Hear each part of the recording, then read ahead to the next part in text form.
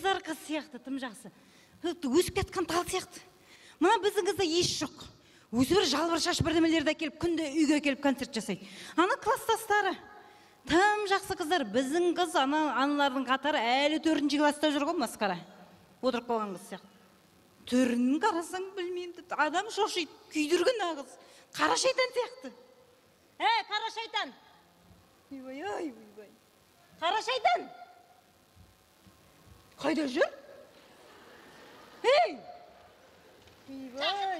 Ойбай, түрің бар болсын сенің, ойбай. Арқамын тіл жіберерсің нөріңмен. Шақырдың ба? Не жүрсің?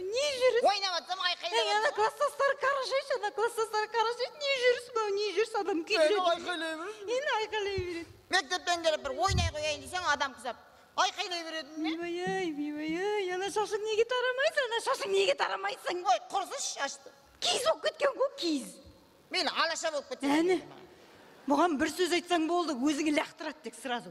Доп сияқты айтқан сөзің, өзіңе қайтып келеді. Ұрса береді, ұрса бермейді, қайтемен ұрса бермейді. Үйге келсем, сен ұрсасың. Мектепке барсам, мұғалімдер ұрсап, күн көрмейтін болдыңдар. Қайда барып күн көрем енді? Ойбай, қасқа. Мен қалай күн көрем, мен қалай елдің метін қалай көрем? Сен әлі... Ойнай қояйын десе, адам қызап. Айқайлетті. Сенің ойының осылғыр нағыз ойының тоймайды екен сенің. Мұнан неге шешпейсің? Не киімің неге шешпейсің? Сонда шешіп жалаңаш жүрем. Бірдем айтсаң кейін айтатын. Жұрттың шешесі сияқты. Ойбай, жұрттың қызы қыз сияқты. Қарашы, жұрттың қызы қыз сияқты. Сен білмеймін бір жүрген. Мана мектепке баратсам, мектепте жүрсем, мана апай бар емес пе? Кім апай? Қазақ тілінен беретін әне. Басы бира. Шыным келеді өзінің. Ойбай, өзі біреуге жыны келеді де жүреді өзінің. Сол келіп айтады. Сен қыз мында кел дейді.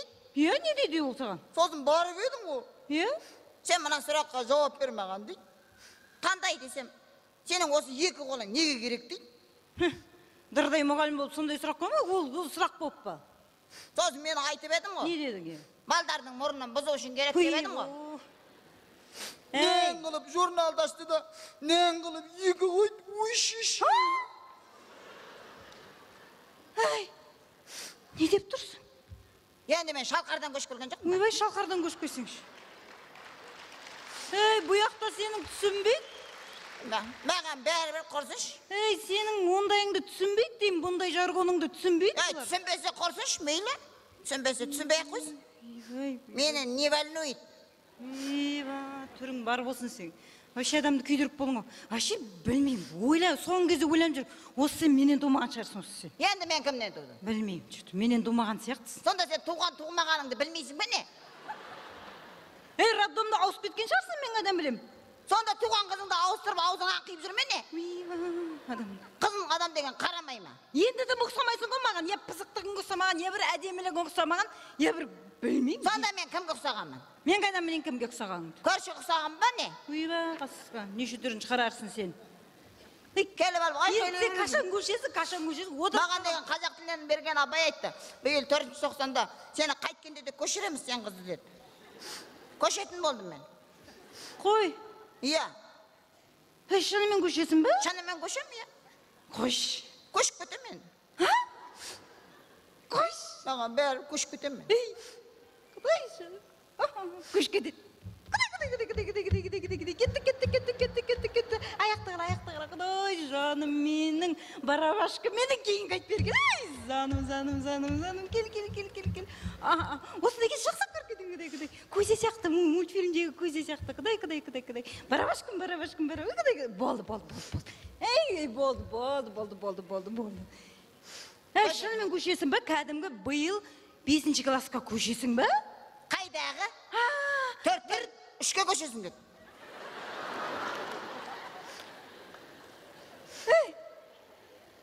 Қойшы, мүмкін сен сразу 7-ге көшірсе шатасып тұрған шығарсың. Шатасқан жоқпын. Қойш. Ой, мен көше берем. Қайда көш дейді мен? Без проблема, көше берем. Адам деген алға қартай көшеді ғой? Ой, мен артқа да көше берем.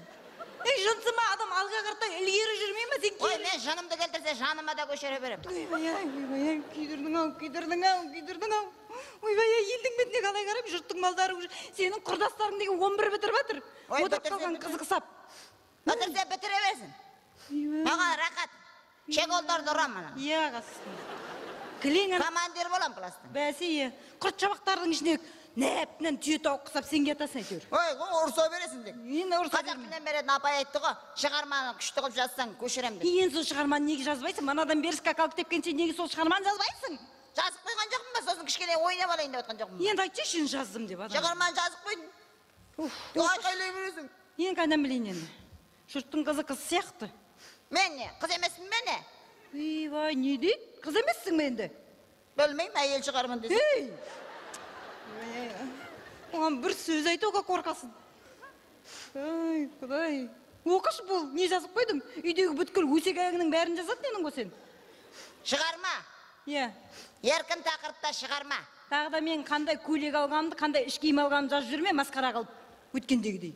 Оқиын ба? Оқы бол. Үй жұмысы. Иә. Шығарма. Иә. Тақырыбы. Нан неге қымбат? Мә, өзің күштісің ғой? Күшті тақырып ойлап тапсың ғой? Ой, қасқа, кетті. Бұл деген, сенің деген шығармашылық, жалпы деген жазушылық қабілетің бар сенің. Болды, ойбай, кетті. Магойнап кетеді бұл енді, болды. Болды, қайт. Құдай, жаным, қара шайтаным менің. Сен болмаса мен қалай жүремін? Ой, құдай, болды енді, болды құрсын. Қойш құрсын. Болды құрсын, ұятты. Ең болмаса, болды. Ойбай, енді не дейсің енді бұған? Гөлпейінің іргелгісін ана. Алып кетті анамын. Жаным, кім? Сәрсенбай. Қойш құрсын. Торғай атам бере тұршы деп суыр ғой. Жаным менің. Постоянно іргелгін ала береді. Мана тапқан шығарманың аты күшті. Қазір бәрі қымбаттап жатыр. Не қымбаттап жатыр, бәрі қымбаттап жатыр. Мынау жақсы тақырып. Оқы. Жақсы жазған шығарсың. Ары қарай оқиын ба? Мүмкін сразу сегізінші классқа көшетін шығар. Көшіретін шығар сегізінші. Көктем келді. Иә. Күн жылынды. Көктемде адамдар жерге дән себеді. Дәннен жерге пішінай, көржек, крандыр, бөлкей өсіп шығады. Ой, баяғы үйімізге қайтып келдік. Сен нағып күшті бірдеме жазып жатыр деп едім ау? Күшті емес пе не? Ойбай. Сен, болды, күшті емес, секірмей-ақ қой. Секірмей-ақ қой. Сен қайдан көрдің? Ана егістікте төп-тұршты болып пішінай өсіп тұрған. Қайдан көрдің? Өсіп тұрады, иә? Дөңгелек болып крандыр өсіп тұрған көрдің бе далада? Көрдім. Ойбай, сен көрмесең басқа адам оны көре алмайды. Өйткені сен қара шайтансың, сондайларды көресің. Біз көрдік, папам екеуміз көрдік. Иә, әкең екеуің көресіңдер. Дұрыстап жазбайсың ба? Адамдар бірінші комбайнмен жерді орат. Кім орат? Жоқ, трактормен жерді жыртат. Немен жыртады? Трактормен сейілкімен жыртат. Кім жыртады оған? Құдай, адамдар жыртады. Тракторға сәлеркі қайда? Ойбай, сен де сәлеркі зеп қайтасың мен сол. Тракторға запчасты қайда? Ойбай, тұра тұршы. Трактормен жерді жыртат, оған жаңбыр жауады. Жаңбыр қайда? Біздің Алматыда жаңбыр жаумайды, экология. Қойш құрсын. Сен соның бәрін жазып не керек ол? Жаңа жаңбыр жауғаннан кейін нан өсіп шығады. Сосын барып енді еген өспей ма? Өзің де қуып тұрсың ғой? Сен деген не істейтін не жаңағы? Бәлен қайда? Ойымды бөле береді. Ал, бөле берме, ал. Ары қарай оқиын. Нанды піскеннен кейін үзіп алып дүкендерге салады. Қуып кеттім. Қашан көрдің сен адамдар полиден нан үзіп жүргенін? Жұлама не? Ойбай, үзбейді де, жылмайды да оны. Енді не істейді? Комбайнмен ормай ма? Сосын наубайханаға апарып салып, нан қылып пісіреді. Наубайхана қайда?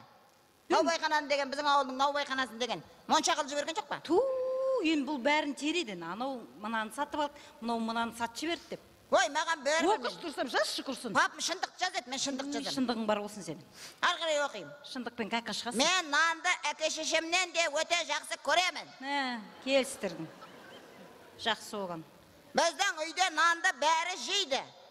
Бірақ мамам бәрінен де көп жейді. Мынау. Менде не жұмысың бар? Папам айтты ғой, сен нанға тоймайды. Мамаң нанды жеп түнімен мені жатқызбайды деп. Қой құрсы. Ойбай, масқара, айттым айны. Өткенде бірдемелерді жазып қойып еді шығармаға. Осыны мектепке барып оқиын деп тұрсың ба? Шығарма емес пе енді? Шығарма дегенде адам деген дұрыстап жазбай ма бұны? Бас кейіпкері өзіңсің. Ойбай, Аллай. Бас кейіпкеріне сен нан туралы шығарма жазасың. Папам айтты, шығармаңа кейіпкер ізде, мамаңды ал деді, кейіпкер қыл. Папаң екеуің қосылды. Ой, құрсыш, ары қарай оқи берем мейлі. Оқы масқара. Нан, ақ нан және қара нан болып үшке бөлінеді. Екіге. Үшке бөлінбеймен. Әй, ақтан қаранан екеу емес пе? Үшіншісі бар емес пе?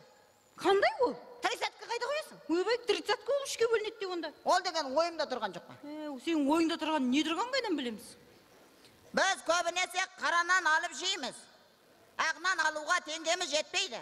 Құрсын, бөлкей алып жейміз деп жаза бершейші, өтірік соға Мен берші. өтірік жаза алмаймын. Нан өте тәтті.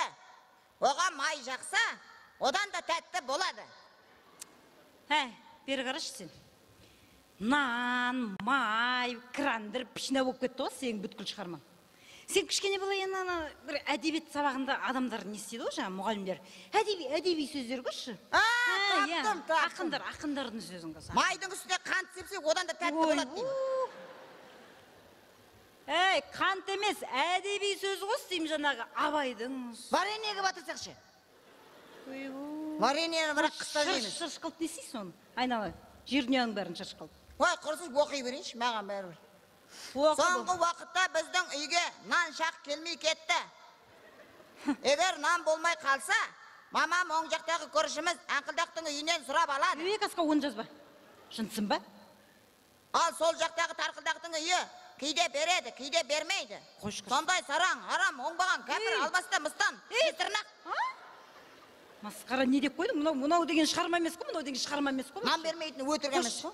Вообще менен тумағансың айттым да. Енді кімнен туған? Ой, білмеймін. Менен тусаң сен баяғыда институтқа түсіп жерді жарып шығар едің. Сонда мені кім туды? Мен қайдан білеймін, мен туған жоғым айтшы. Сен сонда білмейсің бе мені кім туған? Сен өзі тудың ба? Оқышы ары қаратай. Нан болмаса адамдар аштан қырылып қалады. Ойба, Құдай сақтасын. Аузынан жақсы сөз шықпады ау сенің. Бір дұрыс сөз жазсайшы, дұрыс сөз. Ұрса бермей қайте мен. Ойымды бөле береді. Мына түрімен сен бірінші классқа түсіп қаласың, бірінші классқа. Онда екіншісін оқимын, мақал мәтелдер екінші бөлім. Соны жазшы, бүткіл мақал мәтелін теріп бәрін жазбай. Не көп, нан туралы мақал мәтел көп. Оқимын онда. Мамамның наны қатты, көршінің наны тәтті. Мұндай мақал жоқ қой вообще? Папым шығарған мақал, современный. Ойба, құрсын. Сен дұрыс мақал жазшы, шаны қазір мақал кітапта келіп берді. Папым айтты ғой, мамаңның нан жесем тісім сынады деп. Пырмай. Нан болса шайнауға тіс табылар. Бұл пайдет, жаза бер бұны. Нанға түйілсең суға жүгір, суға түйілсең көрге жүгір. Қоқырсын оң, қорқынышты мақал. Нан болса мамам дөу болады. Мені қоспа дейм, мені қоспаш. Онда былай деп жазамын. Не деп жазамын? Бір өзгертші құрсын бірдеме, мама дей бермей. Нан болса мамам Кинг-Конг болады. Мені қоспа дейм, нанға, мені қоспаш. Енді бас кейіпкер өзің. Нан деген ол нан, мен деген ол менмін. Енді ұрса бермей. Мен қалай ұрса бермей. Шығарма жазайынызы көмектесін. Шарбаң бар. Айқайлай береді, күн бермейтін болыңдар, қайда барып күн көрем. Мынау күн көре алмай масқара. Мектепке барсам мұғалімдер ұрсады. Тұра тұрш. Иш шығып атыр ғой. Кімнен шығып атыр? Үйден шығып атыр. Үйден шығып атыр дейм, бір иіс күйіп атыр, өртеніп атқан жоқ па? Папым ұйықтап қалғанға, наны күйіп атыр да. Бәсе, әне, мамаңның наны қатты, мамаң дәу болады, нан жейді. Өзі бір боқанғы нан пісіре алмайды ғой? Нан пісірсе болды, күйдір жібереді. Сенің тұрсың мұна бір шығарман жазылмайды. Сөйтіп келгенде мен жаман дейсің, мен болсам жүрмін, базармен не көртеді. Болды, көршінің үйіне шай ішіп келе, мына шығармаң дұрсып жасты. Сәні көршінің үйіне шай ішіп береді, ішің жарылғыр. Онысы шығармама көмектесің. Қайда барып күн көрем? Мен туған жоқпын де. Сонда мені кім туған? Ой, шиши. Папа,